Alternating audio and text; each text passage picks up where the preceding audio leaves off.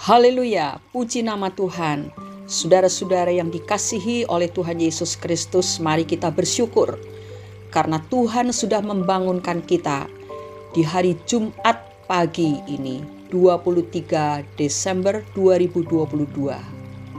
Marilah kita siapkan hati karena Tuhan akan membekali kehidupan kita sepanjang hari ini dengan firman-Nya.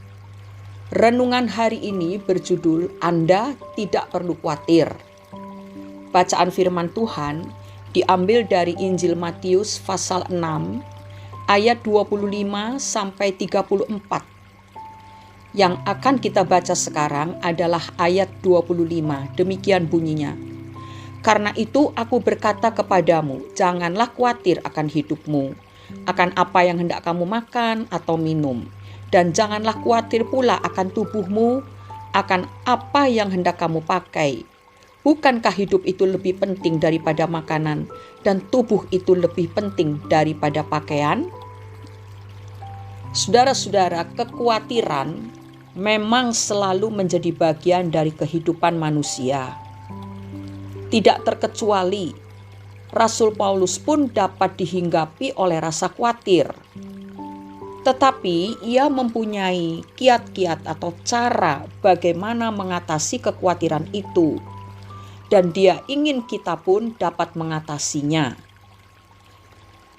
Inilah jurus-jurus atau cara yang diajarkan oleh Rasul Paulus untuk menghadapi kekhawatiran.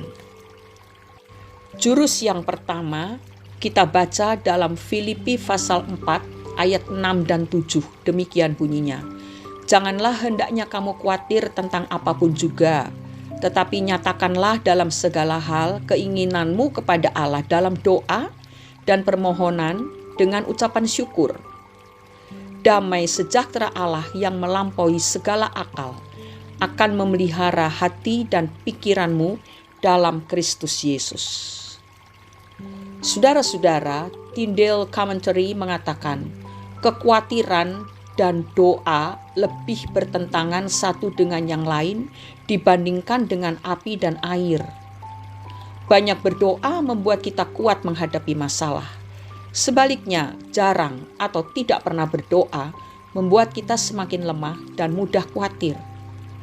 Kita harus membawa segala hal dalam doa kepada Tuhan, baik hal atau kesulitan atau masalah yang besar maupun yang kecil.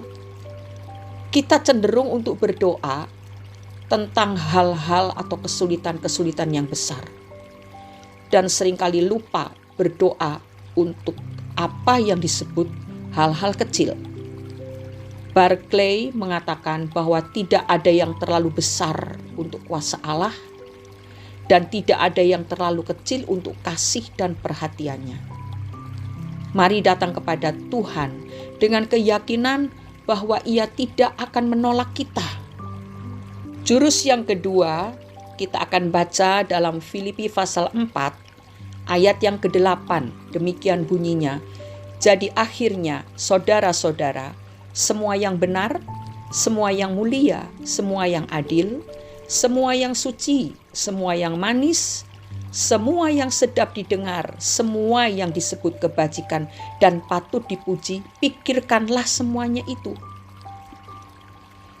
Saudara-saudara, hal yang kedua atau jurus yang kedua adalah kita harus memiliki pikiran yang benar. Sesuai dengan ayat yang kita baca tadi. Khawatir adalah pemikiran atau otak kita dan perasaan atau hati kita yang salah tentang keadaan, tentang seseorang, atau hal-hal tertentu. Pikiran yang salah menyebabkan perasaan menjadi salah. Dan tidak lama kemudian, hati dan pikiran saling bertentangan dan kita dihantui oleh kekhawatiran. Dr. Walter Cavert melaporkan penelitiannya tentang kekhawatiran yang menunjukkan bahwa hanya 8% hal-hal yang dikhawatirkan adalah hal-hal yang masuk akal untuk dipikirkan. Sisanya 92% bisa berupa khayalan, sesuatu yang tidak pernah terjadi, ataupun hal-hal yang berada di luar kendali manusia. Akan tetapi, iblis itu selalu menyesatkan pikiran manusia dengan kebohongan dan kelicikannya. Kita tidak hanya cukup berkata kepada diri sendiri untuk berhenti khawatir, karena hal itu tidak akan mengalahkan iblis dalam usahanya untuk menyesatkan manusia. Obat kekhawatiran adalah pikiran yang tenang. Seperti ayat 7 dari Filipi pasal 4 itu mengatakan, damai sejahtera Allah yang melampaui segala akal akan memelihara hati dan pikiranmu dalam Kristus Yesus. Pikiran yang tenang akan tercipta jika saudara mengisi hati dan pikiran saudara dengan firman Allah, sehingga saudara dapat mendeteksi pikiran-pikiran yang salah, yaitu pikiran-pikiran yang tidak sesuai dengan kebenaran firman Allah. Dan kalau kita bisa mendeteksi, maka barulah kita bisa mengusirnya keluar dari pikiran kita. Jurus yang ketiga adalah hidup yang benar. Kita baca dalam Filipi pasal 4 ayat 9. Dan apa yang telah kamu pelajari, apa yang telah kamu terima, dan apa yang telah kamu dengar, dan apa yang telah kamu lihat padaku, lakukanlah itu. Maka Allah sumber damai sejahtera akan menyertai kamu. Saudara-saudara, kita tidak bisa memisahkan antara sikap hati dengan perbuatan.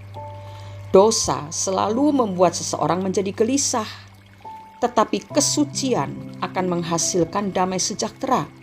Seperti yang tertulis dalam kitab Nabi Yesaya pasal 32 ayat 17. Demikian bunyinya. Di mana ada kebenaran, di situ akan tumbuh damai sejahtera.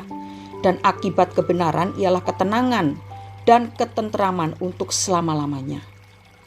Hidup yang benar, yaitu hidup yang selaras, sesuai, searah dengan firman Tuhan adalah syarat yang penting untuk mengalami damai sejahtera Allah.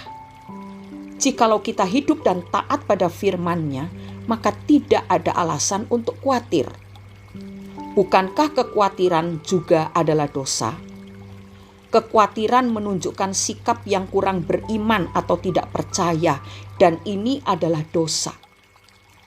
Matius 6 ayat 30, Matius 8 ayat 26, Matius 14 ayat 31, Matius 16 ayat 8. Dalam ayat-ayat tersebut, Yesus menegur orang-orang, murid-murid yang tidak percaya. Salah satunya kita baca Matius 8 ayat 26. Ia berkata kepada mereka, "Mengapa kamu takut, kamu yang kurang percaya?" Lalu bangunlah Yesus menghardik angin dan danau itu. Maka danau itu menjadi teduh sekali. Saudara-saudara, oleh karena itu, mengapa kita masih sering khawatir? Kalau kita tetap membiarkan kekhawatiran itu ada dalam diri kita, itu berarti bahwa kita tidak percaya kepada Tuhan Yesus. Dan kalau kita tidak percaya, itu artinya dosa. Sebab itu marilah kita berusaha untuk mengalahkan kekhawatiran itu dengan jurus-jurus yang sudah disampaikan oleh Rasul Paulus lewat Filipi pasal 4 ayat 6-9. Mari kita berdoa. Bapa di surga, kami bersyukur kalau pagi hari ini Tuhan memberkati kami dengan firman yang telah Engkau sampaikan. Kami mengakui seringkali kami masih khawatir, tetapi kami tidak mau tinggal dalam kekhawatiran terus-menerus. Kami tidak mau lagi mengisi hidup kami dengan kekhawatiran. Kami mau belajar untuk mempercayai Tuhan Yesus Kristus, yang adalah Allah yang Maha Kuasa. Bagi Tuhan tidak ada yang mustahil.